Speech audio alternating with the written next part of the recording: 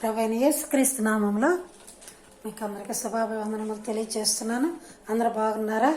దేవుని నామం బట్టి, ఆయన కృపను బట్టి అందరూ బాగుంటారని విశ్వసిస్తున్నాను. ముఖ్యంగా ఈ రోజున మనకి దేవుడిచ్చిన వాక్యము విశ్వాసతను గురించి చూసుకుందాము. మరి విశ్వాసము ఎలా కాపాడుకోవాలి, విశ్వాసం మనలో ఉన్నదని ఎలా రుజువు చేసుకోవాలి, మన విశ్వాసం కలిగిన చోట దాన్ని ఎలా దక్కించుకోవాలి అని తెలుసుకునేదానికి ఈరోజు మన విశ్వాసాన్ని గురించి ప్రభువారు ప్రశంసలు ఎలా ఇస్తారు, మనల్ని ఎలా మెచ్చుకుంటారు అనే దాని గురించి కొన్ని మాటలు బైబిల్ పరిశుద్ధ గ్రంథంలో మనం చూసుకుందాము. మీరందరూ కూడా బైబిల్ తీసుకోండి, చూడండి. దేవుని మాటలు కొద్దిసేపు వినండి. ఎక్కువ సమయం నేను తీసుకోను, ఎందుకంటే సమయం చాలా విలువైనది. అయినా కూడా రోజంతా మనం కష్టపడతాము. రాత్రికాల సమయంలో కొద్దిగా ఆయనతో మాట్లాడుకునే అవకాశం, కుటుంబ ప్రార్థన కావచ్చు, ఏదైనా కావచ్చు, కొంచెం సేపు ఆయన బైబిల్ గురించి పరిశుద్ధ గ్రంథంలో ఏవేవి ఉన్నాయో అవన్నీ తెలుసుకునేటందుకు మనం సిద్ధపడదాం. కొంచెం కొంచెంగా, రోజు రోజుగా, కొద్ది కొంచెంగా దేవుని మాటలు చెప్పుకుందాం, ఆయనతో జీవిద్దాం, ఆయనతో గడుపుదాం. మత్తయి సువార్త బైబిల్ తీయండి ఒకసారి. మత్తయి సువార్త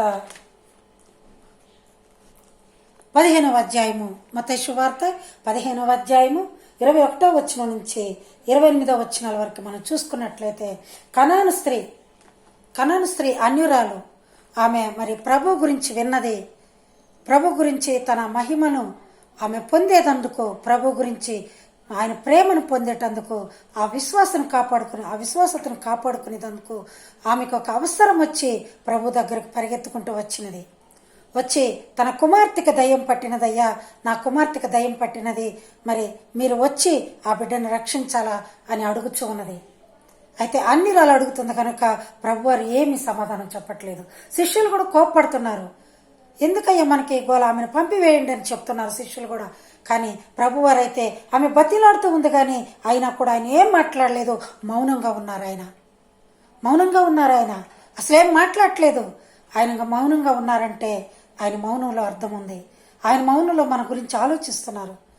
మన గురించి ఏమి చేయాలా అని, మన విశ్వాసత ఎంతవరకు ఉందా అని అది కూడా ఆయన మన పరీక్షకు పెట్టేటందుకు కూడా, మన పరీక్షను కూడా ఓర్పుతో చూస్తున్నారు.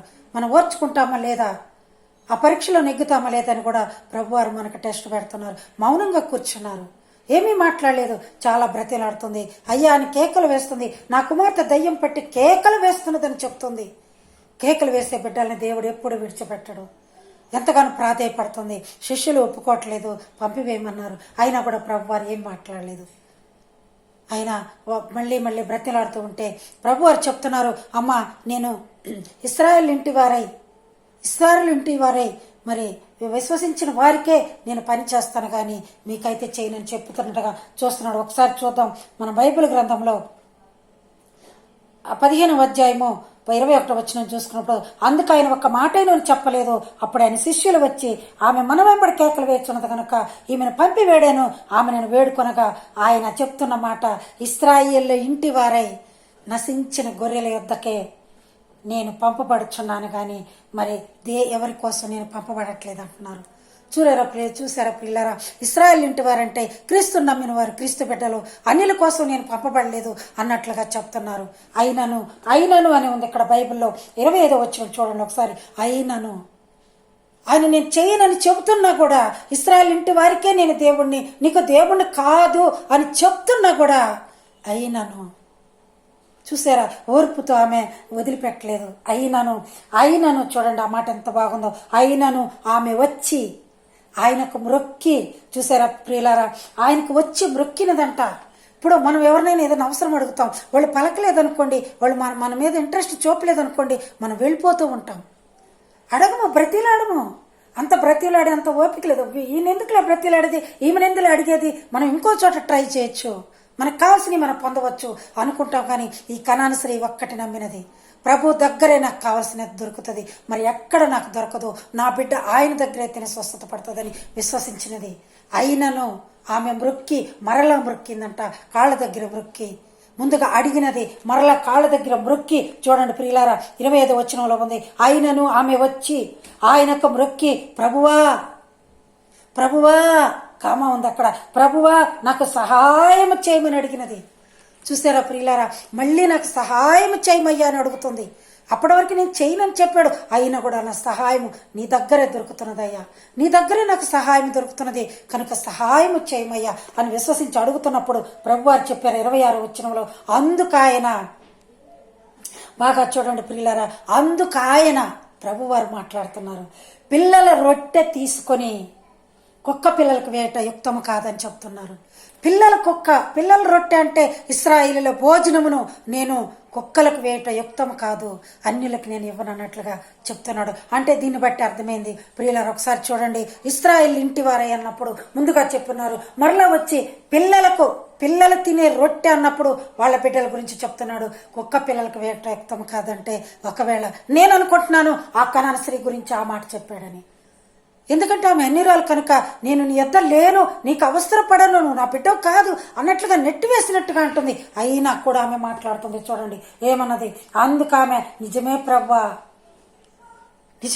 మీరు చెప్పిందంతా నిజమేనయ్యా, కుక్క పిల్లలు కూడా ఆ యజమానులు తినే ఆ బల్ల మీద నుంచి రొట్టె ముక్క కింద పడుతుంది కదయ్యా, ఆ తాలు తరక లేకపోతే ఏదైనా ఆ ఉల్లిపాయ ముక్క కావచ్చు, రొట్టె ముక్క కావచ్చు, తినలేని ఇష్టం లేని ముక్క కింద పడేసి ఉండొచ్చు, అదైనా కుక్క పిల్లలు తీసుకొని తింటాయి కదయ్యా, అది చాలు ప్రభువా, నాకు బల్ల మీద భోజనం అవసరం లేదు ప్రభువా, బల్ల మీద రొట్టె పెట్టని అవసరం లేదయ్యా, ఆ రొట్టె ముక్క కింద పడుతుంది కదయ్యా, అది తీసుకొని తిన్నా నాకు స్వస్థత కలుగుతుంది. ఎందుకంటే ప్రియులారా, ఒక మాట చూసుకుందాం, రక్తస్రావం కలిగిన 12 సంవత్సరాల నుంచి రక్తస్రావం కలిగిన స్త్రీ ఏమైనా ప్రభుని తీసుకుపోయి వాటేసుకున్నదా, లేకపోతే ఆయన కౌగులు పెట్టుకొని ముద్దులు పెట్టుకుందా, లేకపోతే ఆయన నుంచి ఏమైనా మందు పొందినదా?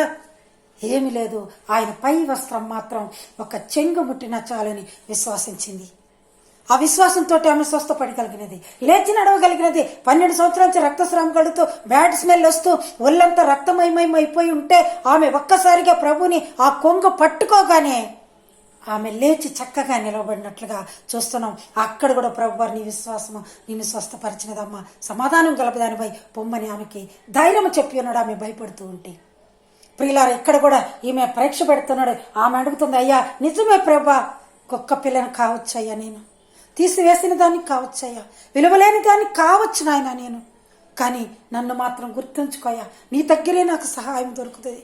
నాకు సహాయం ఎక్కడ లేదయ్యా, ఎవరిని నమ్ముకున్నా నేను సహాయం కలగదు, ఎవరిని నమ్ముకున్నా నాకు ఏమీ చేయరయ్యా.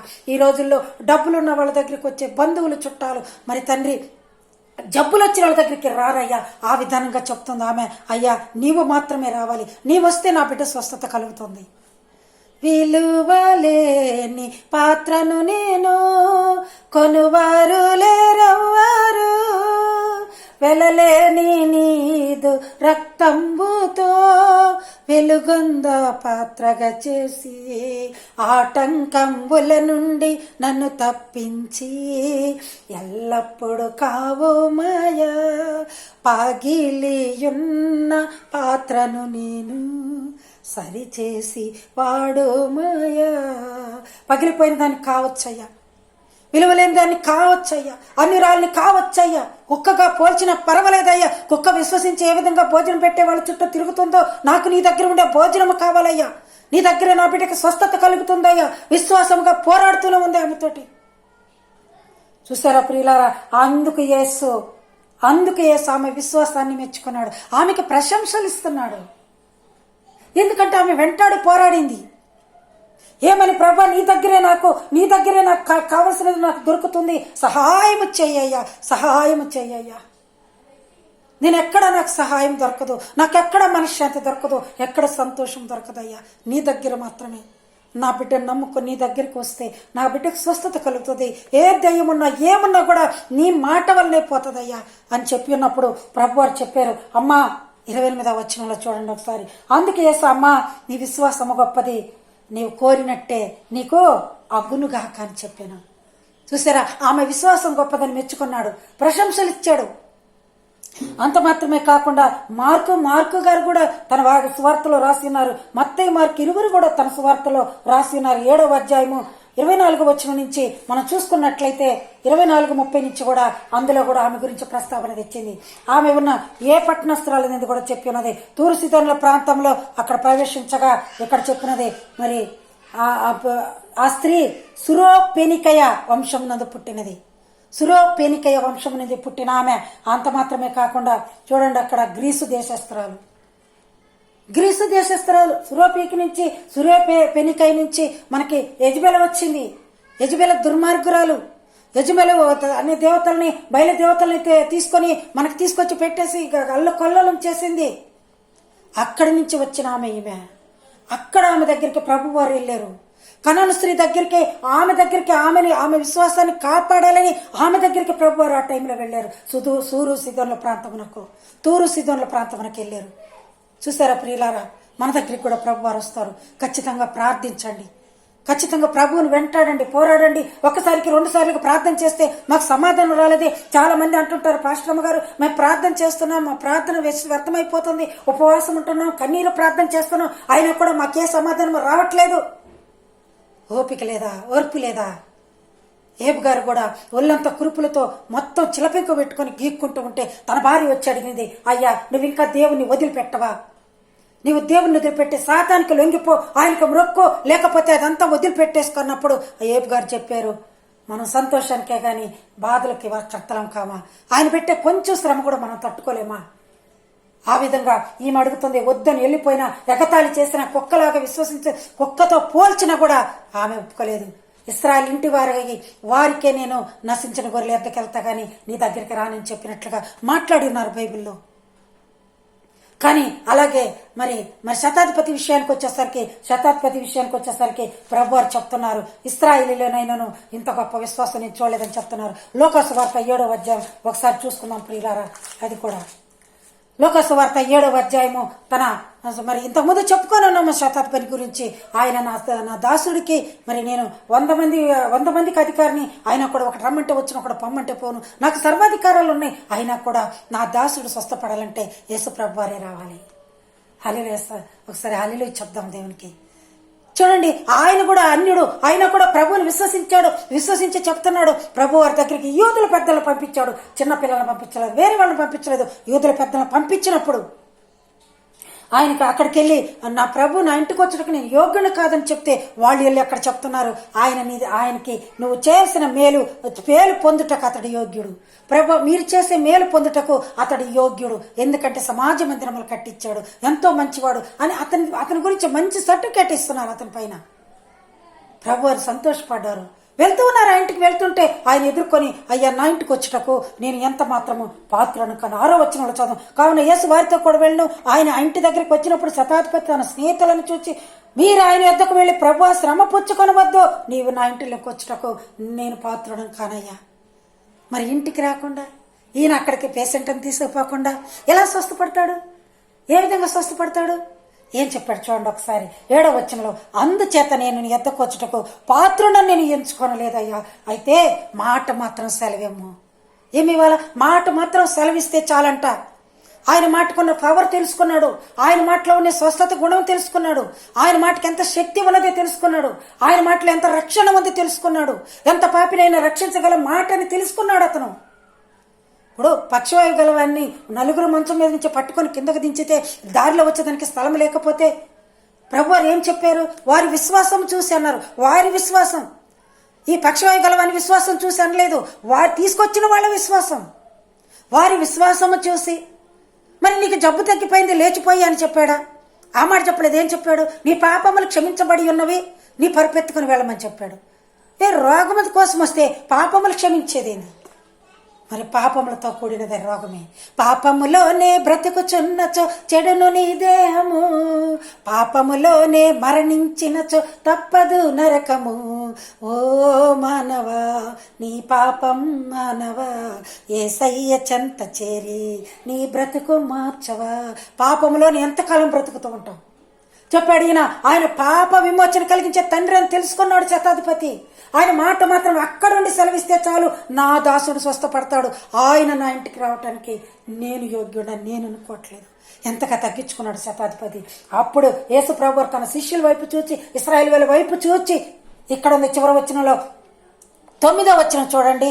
7వ అధ్యాయము లోకాసు వార్త 7వ అధ్యాయం 9వ వచనంలో యేసు ఈ మాటలు విని అతని గురించి ఆశ్చర్యపడి తన వెంట వచ్చుచున్న జనసమూహం వైపు తిరిగి, ఇశ్రాయేల్ అంతా ఆయన అంటూ వస్తున్నారు. ఆయన వైపు తిరిగి అన్నారంట. ఏమని? ఆశ్చర్యపడి, అతని గురించి ఆశ్చర్యపడ్డాడంట.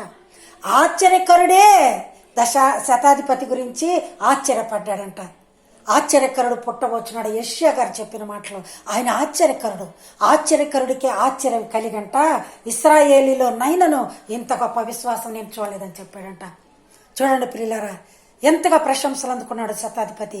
అలాగే గుడ్డివాడు కూడా అక్కడ కూర్చొని, దావీదు కుమారుడా నువ్వు నా దగ్గరికి రాయ్యా, నన్ను కరుణించమన్నప్పుడు అక్కడ కూడా శిష్యులు అడ్డగించారు. నోరు మూసుకోయ్యా, నీ దగ్గరికి ప్రభువారు రారు, ఆయన చాలా గొప్ప, ఆయన నీకు ఖాళీ లేదా ఆయన నీ దగ్గరికి వచ్చేదానికని. అప్పుడు ఆ బిడ్డ అడుగుతున్నాడు, ఖచ్చితంగా దేవుడు నా కాడికి వస్తాడు. ఎందుకు విడవకుండా బిగ్గరగా కేక వేశాడంటే ఆయన వెళ్ళిపోతాడు. వెళ్ళిపోయిన తర్వాత నన్ను కాపాడే వాళ్ళు ఉండరని బిగ్గరగా కేకలు వేస్తున్నాడు. దావీదు కుమారుడా నన్ను దాటిపోకయ్యా, నజరేతువాడ నన్ను విడిచిపోకయ్యా. దావీదు కుమారుడని బిగ్గరగా కేకలేస్తున్నాడు. ఎందుకంటే ఆయన ఒకసారి వెళ్ళిపోయాడు అనుకో, మరలా ఎక్కడ దొరుకుతాడు ఆయన? ఆయన వచ్చిన సమయంలోనే సిద్ధపడి ఉండవలేను. బుద్ధి కలిగిన 5 కన్యకల వలె సిద్ధపడి ఉండవలేను. ఆయన రాకక ఎదురు చూడవలను. దివిటీలు వెలిగించుకొని, వాక్యమనే దివిటీలు మన హృదయంలో నింపుకొని, వాక్యమనే దివిటీలు వెలిగించుకొని మనం చక్కగా ఆయన కోసం ఎదురు చూస్తూ ఉండాల్సిన వారం అవుతున్నాము. చూసారా ప్రియులారా, కనాను స్త్రీ అన్యురాలు ఎలా విశ్వసించింది, అలాగే శతాధిపతి ఎలా విశ్వసించాడు, దావీదు కుమారుని గుడ్డివాడు ఎలా విశ్వసించాడు, అలాగే మార్కు సువార్త, మత్తయి సువార్త 2 సువార్తల్లో మనకు తెలియపరుచున్నారు కనాను స్త్రీ గురించి. ప్రియులారా, మనం కూడా ఒక్క ప్రార్థనకి 2 ప్రార్థనకి జవాబు రాలేదనుకోకుండా ప్రభువారితో పోరాడదాం, ప్రభుని అడుగుదాం. తప్పులేదు కదా, మనం ఎవరినో అడిగే కన్నా మనల్ని మనం తగ్గించుకొని ప్రభువారితో మాట్లాడుకుంటున్నప్పుడు ఆయన నీ విశ్వాసం మెచ్చినదనుకో, నిన్ను మెచ్చుకుంటాడు, నీకు ప్రశంసలు ఇస్తాడు. ఆయన ఎంతైనా నమ్మదగిన దేవుడు. ఇదిగో నీవు కుక్క పిల్లతో పోల్చినా కూడా, అయ్యా నేను కుక్క పిల్లనైనా పర్వాలేదయ్యా, నేను కుక్క పిల్లనైనా పర్వాలేదయ్యా, నీ ప్రేమను వదిలిపెట్టి నేను వెళ్ళనయ్యా, నీ దగ్గరే నా బిడ్డ స్వస్థపడుతుంది అని చెప్పిన రీతిగా మీరందరూ కూడా ప్రార్థనలో ఉండండి. ప్రభు వారి మీద విశ్వాసం సడలొద్దు, విశ్వాసమును దృఢపరచుకోండి. కనాను స్త్రీ వలె విశ్వాసాన్ని కాపాడుకోనండి. శతాధిపతి వలె ప్రశంసలు అందుకోండి. ఇవన్నీ దేవుని వాక్యాలు మీరు మనసులో పెట్టుకొని బైబిల్ చదువుకొని ప్రతిరోజు కూడా నేను ఏదో ఒక వాక్యం చెప్తూనే ఉంటాను. నా వాక్యం చూస్తున్న బిడ్డలందరూ కూడా దేవుడు దీవించి ఆశీర్వదించను గాక.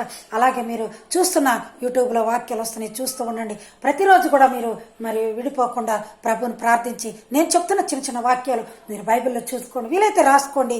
దేవుని ప్రేమను పొందండి. God bless you all.